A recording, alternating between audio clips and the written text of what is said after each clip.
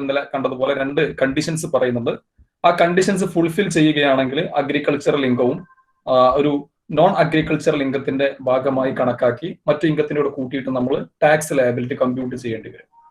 അപ്പൊ അങ്ങനെ tax liability compute ചെയ്യേണ്ടി വരുന്ന ആ ഒരു സിറ്റുവേഷൻ എന്ന് പറയുന്നത് നമ്മൾ കഴിഞ്ഞ ക്ലാസ്സിൽ പറഞ്ഞതുപോലെ തന്നെ 2 കണ്ടീഷൻസ് ആണ് നമ്മൾ കണ്ടത്.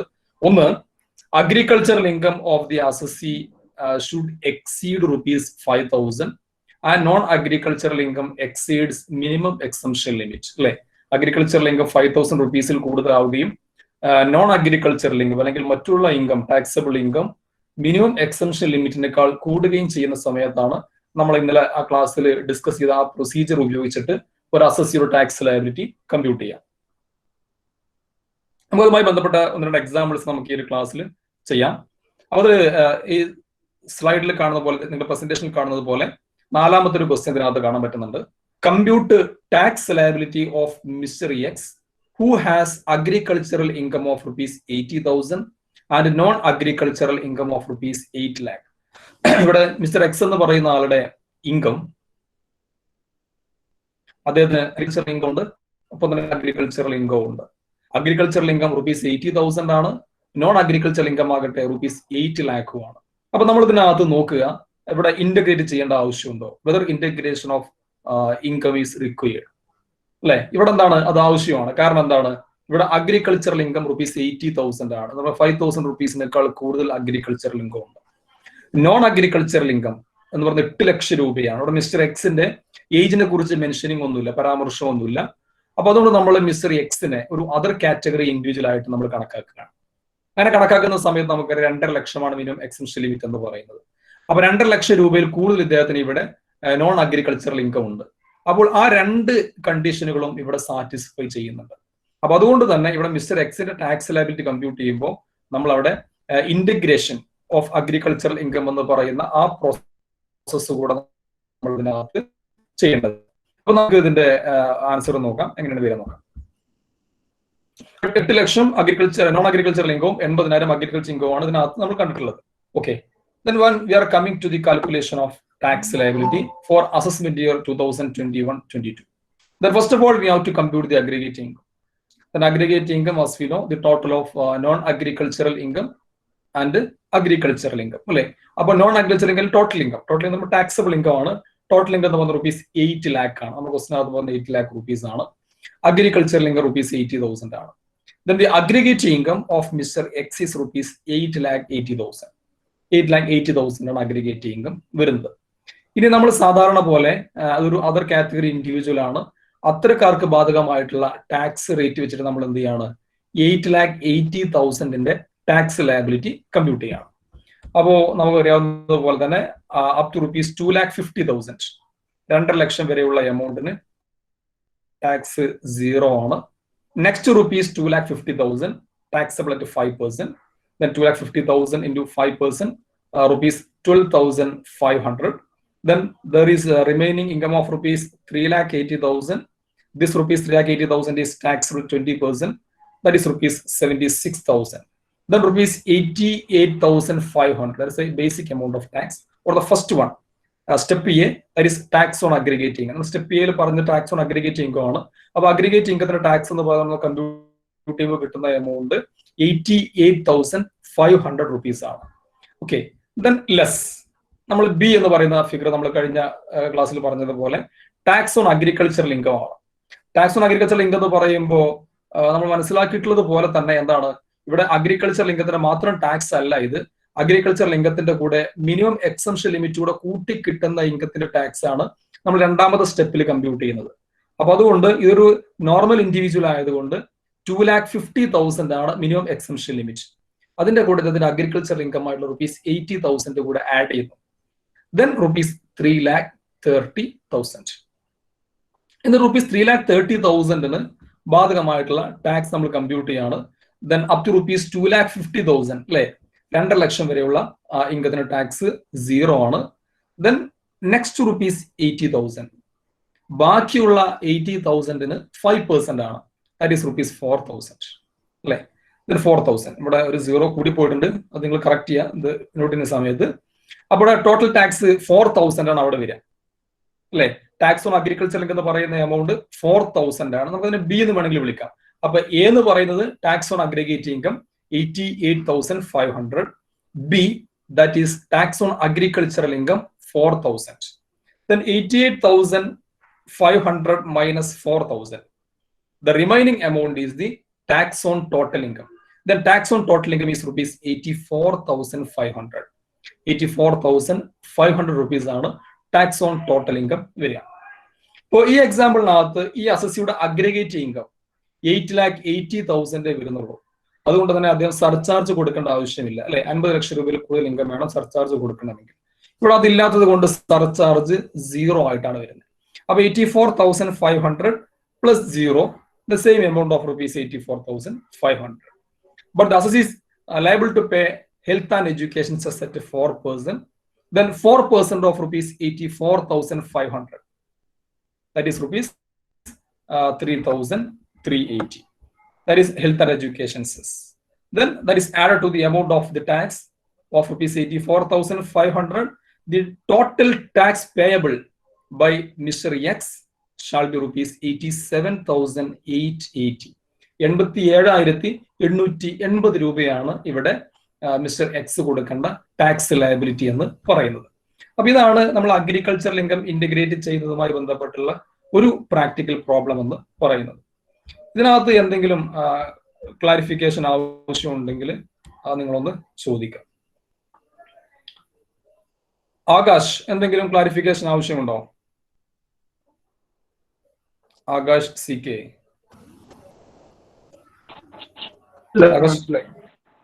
ക്ലിയർ അല്ലേ ആകാശ്? Okay okay. നമ്മൾ മറ്റൊരു എക്സാമ്പിൾ നോക്കാം. സിമ്പിൾ ആണ്. നമ്മൾ നേരത്തെ ആ പ്രൊസീജിയർ മനസ്സിലാക്കി കഴിഞ്ഞാൽ പിന്നെ എളുപ്പമാണ് ഇത് ചെയ്യാൻ. മറ്റൊരു ക്വസ്റ്റ്യൻ നമ്മൾ നോക്കാം. Mister X resident in India, aged 63 years, earned an agricultural income of rupees 30,000 during previous year 2020-21. Compute his tax liability assuming that he has non-agricultural income of rupees 3,20,000.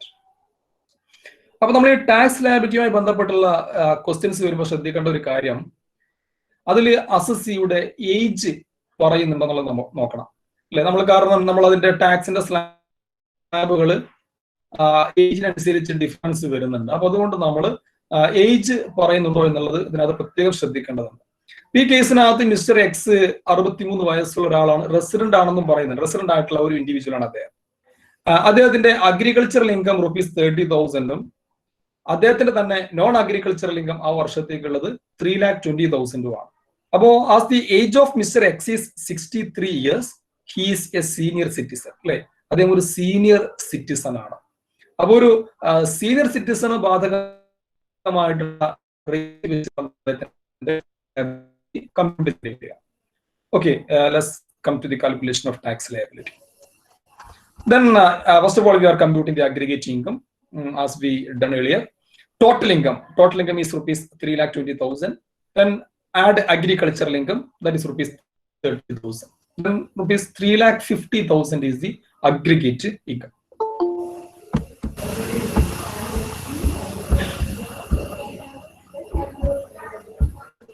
Okay. ഇനി നമ്മൾ ടാക്സ് ലയബിലിറ്റി കമ്പ്യൂട്ട് ചെയ്യുമ്പോൾ ആദ്യം step ഏത് പറയുന്നത് calculation of tax on aggregate income, അല്ലെ? Aggregate income of rupees 3,50,000. നേരത്തെ പറഞ്ഞതുപോലെ ഇവിടെ മനസ്സിലാക്കേണ്ട ഒരു കാര്യം, ഇവിടെ ഈ അസസി ഒരു സീനിയർ സിറ്റിസൺ ആണ്. അപ്പോൾ സീനിയർ സിറ്റിസൺ ബാധകമായ റേറ്റ് ആണ് നമ്മളോട് അപ്ലൈ ചെയ്യേണ്ടത്, അല്ലെ? അപ്പൊ ഇവിടെ അതിൽ കാണുന്ന പോലെ തന്നെ 3,50,000 രൂപ 3,50,000 rupees ആണ് അഗ്രിഗേറ്റ് ഇൻകം വന്നിട്ടുള്ളത്. അപ്പൊ നമ്മൾ ഇദ്ദേഹം സീനിയർ ആയതുകൊണ്ട് അതിന് ബാധകമായ ടാക്സ് കമ്പ്യൂട്ട് ചെയ്യുമ്പോൾ അപ് ടു rupees 3 lakh, അല്ലെ? 3 ലക്ഷം വരെ എക്സംഷൻ ആണ്. Then tax is nil. There is 50,000 balance income. Such income is taxed at 5%. അതിന് 5% tax ആണ്. Then 50,000 into 5%, rupees 2,500. So as per step A, tax on aggregate income is rupees 2,500. 2,500 രൂപയാണ് അദ്ദേഹത്തിന്റെ aggregate ഇൻകത്തിന് വരുന്ന tax. Then step B, tax on agricultural income. Agricultural income here means agricultural income plus minimum exemption. As Mr. X is a resident and a person having age of 60 or a senior citizen, his exemption limit is rupees 3 lakh. Rather than exemption limit rupees 3 lakh ആണ് വരിക അല്ലെ 3 lakh ആണ് അതിന്റെ കൂടെ നമ്മൾ agriculture link rupees 30,000 കൂടെ add ചെയ്യുന്നു. So then we have to compute the tax liability of agricultural income of rupees 3,30,000. Then 3,30,000 rupees tax ആണ് നമ്മൾ കമ്പ്യൂട്ട് ചെയ്യേണ്ടത് അല്ലെ.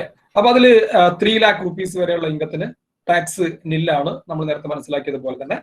ദെൻ പിന്നെയുള്ള rupees 30,000 5% ടാക്സ് ആണ് വരുന്നത് അല്ലെ. 5% ടാക്സ് വരുമ്പോൾ rupees 1,500.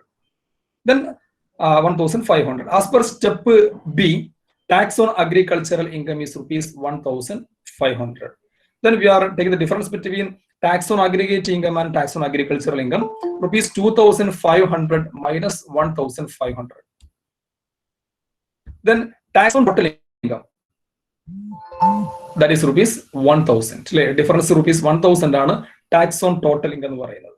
ഇനി ഇവിടെ നമ്മൾ നേരത്തെ പറഞ്ഞ മറ്റൊരു കാര്യം, ഇവിടെ അസസിയുടെ അഗ്രിഗേറ്റ് ഇൻകം അത് നമ്മൾ നോക്കുമ്പോൾ ഇവിടെ 3,50,50,000 രൂപയെ വരുന്നുള്ളൂ അല്ലെ. 5 ലക്ഷം രൂപയോ അതിൽ താഴെയോ ഇൻകം ഉള്ള ആളുകളാകുമ്പോൾ അവർക്ക് എന്ത് കിട്ടും? റിബേറ്റ് അണ്ടർ സെക്ഷൻ 87A എന്ന് പറയുന്ന ടാക്സ് ഡിഡക്ഷൻ കിട്ടും അല്ലെ. അതിന്റെ എമൗണ്ട് ഒക്കെ നമുക്കറിയാം, നമ്മൾ നേരത്തെ പഠിച്ചിട്ടുള്ളതാണ്. റിബേറ്റ് അണ്ടർ സെക്ഷൻ 87 എന്ന് പറയുന്നത് എങ്ങനെയാണ്? The amount of actual tax payable or rupees 12,500 whichever is less അല്ലെ. ആക്ച്വൽ ടാക്സിന്റെ എമൗണ്ടോ 12,500 അതിൽ ഏതാണോ ലീസ്റ്റ് എങ്കിൽ ആ എമൗണ്ട് ആണ് നമ്മൾ റിബേറ്റ് ആയിട്ട് കൊടുക്കേണ്ടത്. ഇവിടെ ടാക്സിന്റെ എമൗണ്ട് എന്ന് പറയുമ്പോൾ എത്രയേ ഉള്ളൂ? rupees 1,000 ആണ്. Tax on total income of this assessee is rupees 1,000. The rebate under section 87A shall be 1,000 or rupees 12,500 whichever is less. The least amount is rupees 1,000. That's why the whole amount of tax is rebate under section 87A. Then thereby there is no tax liability or tax liability is zero. അപ്പോൾ ഈ കേസിൽ mister എക്സിന്റെ tax liability 0 ആണ്. അദ്ദേഹം tax ഒന്നും കൊടുക്കേണ്ടതായിട്ട് വരുന്നില്ല.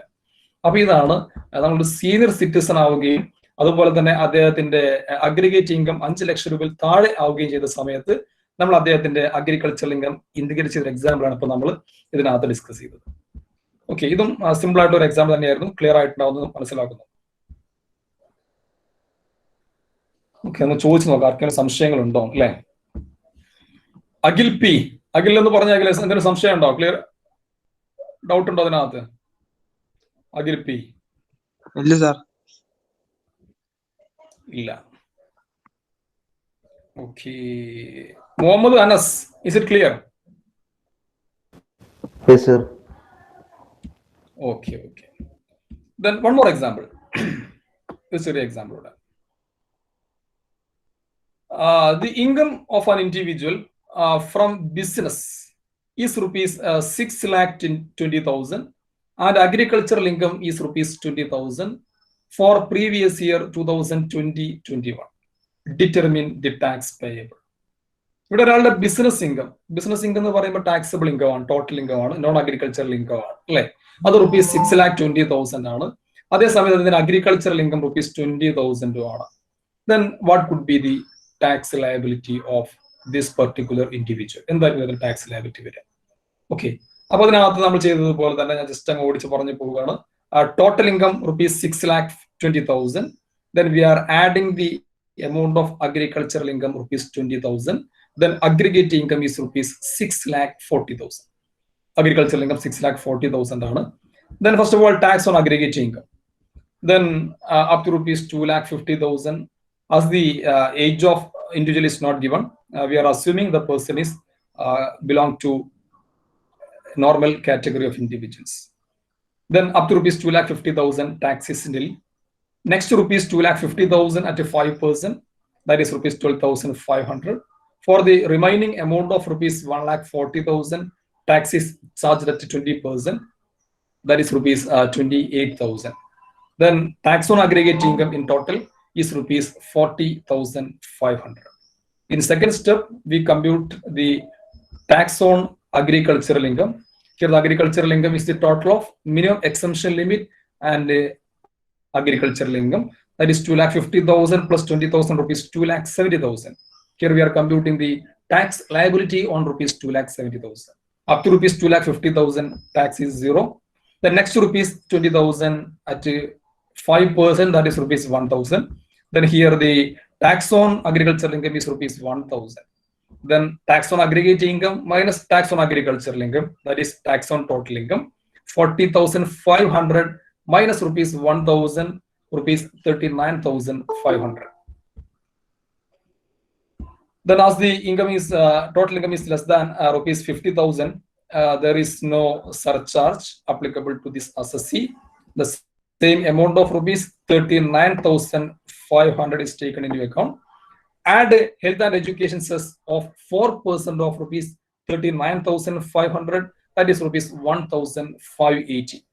Then the tax liability of this assessee after the integration of agricultural income is rupees 41,080. 41,080 രൂപയാണ് ഇവിടെ ഈ അസസിയുടെ ടാക്സ് ലയബിലിറ്റി ആയിട്ട് നമുക്ക് കിട്ടുന്നുണ്ടാവും. അപ്പൊ ഇതും ഒരു സിമ്പിൾ ആയിട്ട് ഒരു എക്സാമ്പിൾ തന്നെയാണ്. ഇതിനകത്ത് വേറെ അഡ്ജസ്റ്റ്മെന്റ്സ് ഒന്നും വന്നിട്ടില്ല. ബേസിക് ടാക്സ് മാത്രമേ വന്നിട്ടുള്ളൂ. അപ്പൊ എനിവേ, അപ്പൊ ഇതാണ് നമ്മൾ ഇന്റഗ്രേഷൻ ഓഫ് അഗ്രികൾച്ചറൽ ഇൻകം എന്ന് പറയുന്ന ഒരു അസസിക്ക് അഗ്രികൾച്ചറൽ ഇൻകവും നോൺ അഗ്രികൾച്ചറൽ ഇൻകവും ഒരേ സമയത്ത് വരുമ്പോൾ അദ്ദേഹത്തിന്റെ ടാക്സ് ലയബിലിറ്റി കമ്പ്യൂട്ട് ചെയ്യുന്ന സമയത്ത് അഗ്രികൾച്ചറൽ ഇൻകത്തെ കൂടെ നമുക്ക് ഉൾപ്പെടുത്തിക്കൊണ്ട് ടാക്സ് കമ്പ്യൂട്ട് ചെയ്യുന്ന അതിന്റെ ഒരു പ്രൊസീജിയർ എന്ന് പറയുന്നത് ഈ രീതിയിലാണ്. ഇനി നമുക്ക് വേറെ ഒരു ഇതുമായി ബന്ധപ്പെട്ട മറ്റൊരു കാര്യം നമുക്ക് നോക്കാവുന്നത്, അപ്പൊ നമ്മൾ പറഞ്ഞു ഈ ഇന്റഗ്രേഷൻ എന്ന് പറയുന്ന ഈ പ്രോസസ് അപ്ലൈ ചെയ്യണമെങ്കിൽ ആ രണ്ട് കണ്ടീഷനും ഫുൾഫിൽ ചെയ്യണം. അപ്പൊ ഞാനൊരു 2-3 എക്സാമ്പിൾ ഇതിനകത്ത് കാണിക്കാണ്. ഇപ്പോ ഒന്നാമത്തെ എക്സാമ്പിൾ ഇതാണ്. ഒരു അസസിയുടെ total income, PI stands for total income. Total income എന്ന് പറയുന്നത് അദ്ദേഹത്തിന്റെ ടോട്ടൽ ഇൻകം ഒരു 8 ലക്ഷം രൂപയാണ്, rupees 8 lakh. 8 lakh rupees ആണ്. ഇദ്ദേഹത്തിന്റെ അഗ്രികൾച്ചറൽ ഇൻകം എന്ന് പറയുന്നത് for example agricultural income is rupees 15,000. ഇതാണ് ഒന്നാമത്തെ കേസ്. ഇനി സെക്കൻഡ് കേസ് നോക്കുക. അവിടെ ഇദ്ദേഹത്തിന്റെ ടോട്ടൽ ഇൻകം എന്ന് പറയുന്നത് for example total income is rupees 56 lakh. 56 ലക്ഷം രൂപയാണ്. അദ്ദേഹത്തിന്റെ അഗ്രികൾച്ചറൽ ഇൻകം എന്ന് പറയുന്നത് rupees 2,000 ആണ്. മറ്റൊരു കേസ് നോക്കുക, കേസ് സി. അദ്ദേഹത്തിന്റെ total income rupees 2,20,000 and his agricultural income is rupees 1,50,000. ഇത് 3 ഡിഫറന്റ് സിറ്റുവേഷൻസ് ആണ്. നമ്മൾ നേരത്തെ ഇങ്ങനെ ഒരു അസസിയുടെ ടോട്ടൽ ഇൻകവും അതുപോലെ തന്നെ അദ്ദേഹത്തിന്റെ അഗ്രികൾച്ചറൽ ഇൻകവും നമുക്ക് തരുന്ന സമയത്ത് നമ്മൾ എവിടെയൊക്കെ എങ്ങനെയൊക്കെയാണ് ടാക്സ് ലയബിലിറ്റി കമ്പ്യൂട്ട് ചെയ്യേണ്ടത് എന്നുള്ളത് നമ്മൾ മനസ്സിലാക്കുന്നത് ഈ രണ്ട് ഇൻകത്തിന്റെയും എമൗണ്ട് നോക്കിയിട്ടാണ്. നമ്മൾ നേരത്തെ പറഞ്ഞതുപോലെ തന്നെ മിനിമം എക്സംഷൻ ലിമിറ്റിനേക്കാൾ കൂടുതൽ അഗ്രികൾച്ചറൽ ഇൻകവും അതുപോലെ ടോട്ടൽ ഇൻകവും 5,000 രൂപയിൽ കൂടുതൽ അഗ്രികൾച്ചറൽ ഇൻകം ഉണ്ടെങ്കിൽ മാത്രമേ നമ്മൾ ഈ പറഞ്ഞതുപോലെ ടാക്സ് ലയബിലിറ്റി കമ്പ്യൂട്ട് ചെയ്യേണ്ട ആവശ്യമുള്ളൂ. അപ്പൊ നമ്മൾ ഒന്നാമത്തെ കേസ് നോക്കിയാൽ ആ രണ്ട് കണ്ടീഷനോട് ഫുൾഫിൽ ചെയ്യുന്നുണ്ട് അല്ലെ? കാരണം ഇദ്ദേഹത്തിന്റെ നോൺ അഗ്രികൾച്ചറൽ ഇൻകം അല്ലെങ്കിൽ ടോട്ടൽ ഇൻകം rupees 8 lakh ആണ്, അഗ്രികൾച്ചറൽ ഇൻകം rupees 15,000 ആണ്. ആ രണ്ട് കണ്ടീഷൻ സാറ്റിസ്ഫൈ ചെയ്യുന്നു. അപ്പൊ നമ്മൾ എന്ത് ചെയ്യണം? അഗ്രിഗേറ്റ് ഇൻകം കമ്പ്യൂട്ട് ചെയ്യുന്നു, 8,15,000 അതിന്റെ ടാക്സ് കമ്പ്യൂട്ട് ചെയ്യുന്നു അല്ലെ? അതുപോലെ 15,000 പ്ലസ് മിനിമം എക്സംഷൻ ലിമിറ്റ് വെച്ചിട്ട് നമ്മൾ അഗ്രികൾച്ചർ ഇൻകത്തിന്റെ ടാക്സ് കമ്പ്യൂട്ട് ചെയ്യുന്നു, ഡിഫറൻസ് എമൗണ്ട് എടുക്കുന്നു, ബാക്കിയുള്ള അഡ്ജസ്റ്റ്മെന്റ്സ് ഒക്കെ അതിനകത്ത് ചെയ്യുന്നു. അതാണ് നമ്മൾ ഒന്നാമത്തെ കേസിൽ നമ്മൾ അപ്ലൈ ചെയ്യേണ്ടത്. ഇനി നമ്മൾ സെക്കൻഡ് കേസ് നോക്കുക. സെക്കൻഡ് കേസിൽ എന്താണ്? ടോട്ടൽ ഇൻകം എന്ന് പറഞ്ഞാൽ rupees 56 lakh ആണ്. 56 ലക്ഷം രൂപ നോൺ അഗ്രികൾച്ചറൽ ഇൻകം ഉള്ള ഒരു അസസിയാണ്. അദ്ദേഹത്തിന്റെ അഗ്രികൾച്ചറൽ ഇൻകം ആവട്ടെ rupees 2,000 മാത്രമേ ഉള്ളൂ. ഇവിടെ നമ്മൾ എന്താണ് ചെയ്യേണ്ടി വരിക? ഇവിടെ നമ്മൾ എന്ത് ചെയ്യാം? 56 lakh ടോട്ടൽ ഇൻകവും 2,000 അഗ്രികൾച്ചറൽ ഇൻകം ഉള്ള ഒരാളാവുമ്പോൾ നമ്മൾ അദ്ദേഹത്തിന്റെ ടാക്സ് ലെവൽ നമ്മൾ എങ്ങനെ കമ്പ്യൂട്ട് ചെയ്യും? റബീഹ ഒന്ന് പറഞ്ഞു. Rabeeha, how to compute the tax liability?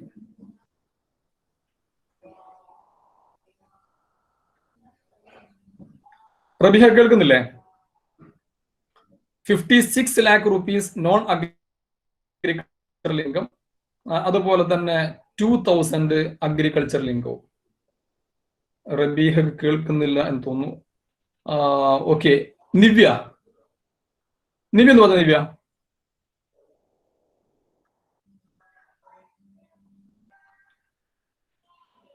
Divya, am I audible? Divya പറയൂ. അതർ ഇൻഡിവിജ്വലിന്റെ നോക്കിയിട്ട് ചെയ്യണം. Minimum exemption. ഞാൻ ചോദിച്ചത് ഇവിടെ നമ്മൾ ഇന്റഗ്രേഷൻ ചെയ്യണോ? ഇതില് 56 ലക്ഷം ടോട്ടൽ ഇൻകവും. പറയൂ. ഇതില് 5000-ല് കൂടുതലല്ല ഗ്രേറ്റ് ചെയ്ത്. അപ്പം അതുകൊണ്ട് അപ്പൊ നമ്മൾ എന്താ ചെയ്യേണ്ടത്? അപ്പൊ അത് ചെയ്യേണ്ടി വരില്ല. ഓക്കെ. അപ്പൊ ഇവിടെ ഈ ഒരു കേസിൽ എന്ന് പറയുന്നത് അഗ്രികൾച്ചറൽ ഇൻകം 2000 രൂപയേ ഉള്ളൂ എന്ന് പറയുമ്പോൾ 5000 രൂപയിൽ കുറവാണ്. എന്നാൽ അദ്ദേഹത്തിന് നോൺ അഗ്രികൾച്ചറൽ ഇൻകം ആവട്ടെ മിനിമം എക്സംഷൻ ലിമിറ്റ് ആയിട്ട് 2.5 ലക്ഷം രൂപയിൽ കൂടുതലുമാണ് അല്ലെ? അപ്പൊ ഇവിടെ നമുക്ക് എന്ത് ചെയ്യാൻ പറ്റില്ല? ആ രണ്ട് കണ്ടീഷൻ സാറ്റിസ്ഫൈ ചെയ്യാത്തത് കൊണ്ട് ഇവിടെ നമുക്ക് ഇൻകം ഇന്റഗ്രേറ്റ് ചെയ്യാൻ പറ്റില്ല. പകരം നമ്മൾ എന്താണ് ചെയ്യുന്നത്? അഗ്രികൾച്ചറൽ ഇൻകത്തെ അങ്ങ് എക്സെപ്റ്റ് ചെയ്യുന്നു. ആ 2000 രൂപ എക്സെപ്റ്റ് ചെയ്യുന്നു. അതിന് ടാക്സ് ഒന്നും കൊടുക്കണ്ട. 56 lakh rupees എന്ന് പറയുന്ന ഇദ്ദേഹത്തിന്റെ അല്ലാത്ത ഇൻകം, നോൺ അഗ്രികൾച്ചറൽ ഇൻകം ഉണ്ട് rupees 56 lakh rupees അല്ലെ? ആ 56 lakh rupees നമ്മൾ എന്ത് ചെയ്യുന്നു? ടാക്സ് ലയബിലിറ്റി സാധാരണ പോലെ കമ്പ്യൂട്ട് ചെയ്യുക.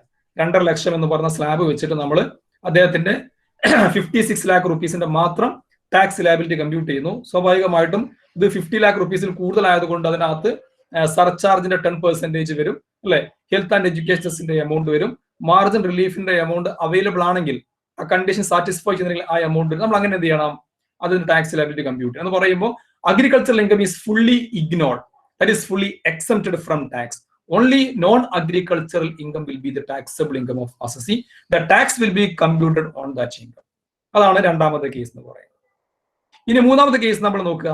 Total income is rupees 2,20,000 and agricultural income is rupees 1,50,000.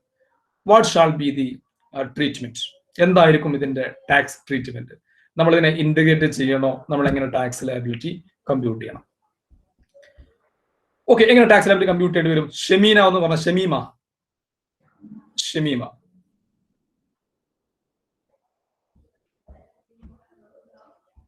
കേൾക്കുന്നില്ലേ?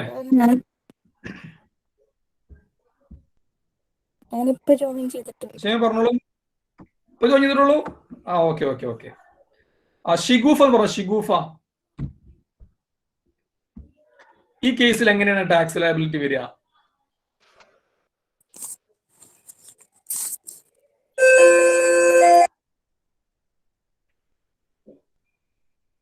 Hello,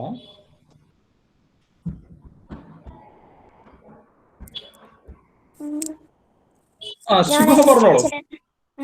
non agricultural income minimum exemption limit satisfy ചെയ്തിട്ടില്ല. അഗ്രികൾച്ചറൽ ഇൻകം 5,000 കൂടുതലുമാണ്. അപ്പോ അഗ്രികൾച്ചറൽ ഇൻകത്തിന്റെ മാത്രം ടാക്സ് കൊടുക്കുക. ഓക്കെ, ഇപ്പോ ഷിഗുഫ പകുതി ശരിയാണ് അല്ലെ, പകുതി തെറ്റാണ്.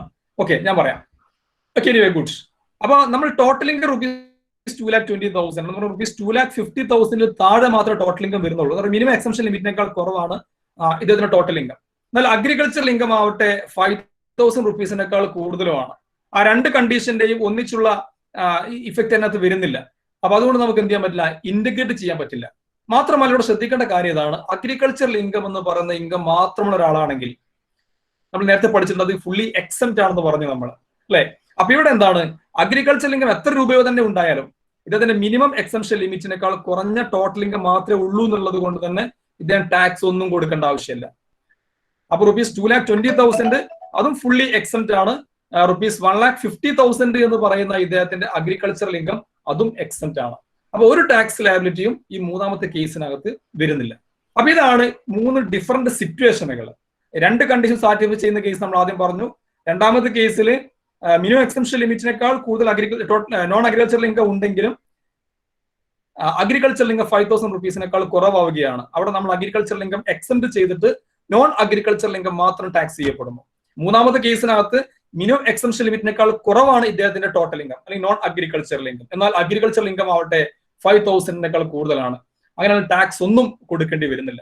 അപ്പൊ ഈ 3 സിറ്റുവേഷനിലും നമുക്ക് ഓരോ ക്വസ്റ്റ്യൻ കിട്ടുമ്പോൾ നമ്മൾ അത് നോക്കിയിട്ട് വേണം അതിനകത്ത് അതിന്റെ ടാക്സ് ലയബിലിറ്റി എന്താണെന്നുള്ളത് കമ്പ്യൂട്ട് ചെയ്യാൻ. ശ്രീകല, ഞാൻ പറഞ്ഞത് ക്ലിയർ ആണോ ശ്രീകല? ക്ലിയർ ആണ് sir. Okay. Unnimaya, is it okay? Okay sir. Vijay John, clear? Clear ആണ് സർ. ഓക്കെ. അപ്പൊ ഇതാണ് അഗ്രികൾച്ചർ ലിംഗത്തിന്റെ ടാക്സബിലിറ്റി എന്ന് പറയുന്നത്. അപ്പൊ നമ്മുടെ സമയം ഏകദേശം അവസാനിക്കാറായി. അപ്പോ നാളെ നമ്മുടെ ലൈവ് ക്ലാസ് ഉണ്ടായിരിക്കില്ല. നാളെ എനിക്കൊരു ടീച്ചർ ഡ്യൂട്ടി ഉണ്ട് മറ്റൊരു കോളേജ്, അതുകൊണ്ട് ഞാൻ നാളെ അവൈലബിൾ അല്ല. അപ്പൊ അതുകൊണ്ട് നാളെ ക്ലാസ് ഉണ്ടാവില്ല. അതിന് നിങ്ങൾക്ക് ക്വസ്റ്റ്യൻ നിങ്ങൾക്ക് ഞാൻ തരും, ഒരു പ്രാക്ടിക്കൽ പ്രോബ്ലം. അപ്പൊ നമ്മൾ ലാസ്റ്റ് പറഞ്ഞ ആ രീതിയിലുള്ള ക്വസ്റ്റ്യൻ ആണത്. അതായത് 3 കേസും വരുന്നത് ഇന്റഗ്രേഷൻ ചെയ്യേണ്ടതും അല്ലാത്തതുമായിട്ടുള്ള എക്സാമ്പിൾസ് ആണ് തരുന്നുണ്ടാവുക. അപ്പൊ നാളെ നിങ്ങൾ നമ്മുടെ ക്ലാസ് ടൈം കഴിയുന്നതിന് മുമ്പായിട്ട്, ഇപ്പൊ നമ്മുടെ ക്ലാസ് ടൈം എന്ന് പറയുന്നത് 3:30 മണിയാണ് അല്ലെ? അപ്പൊ നാളെ ഉച്ചക്ക് 3:30-ക്കുള്ളിൽ നിർബന്ധമായിട്ട് നിങ്ങൾ എല്ലാവരും അത് സബ്മിറ്റ് ചെയ്യണം. കാരണം നാളത്തെ ക്ലാസ്സിന് പകരമാണ് വർക്ക് ചെയ്യാൻ തരുന്നത്. ആകെ ഒരു 5 മിനിറ്റ് നേരത്തെ പണിയേ ഉള്ളൂ.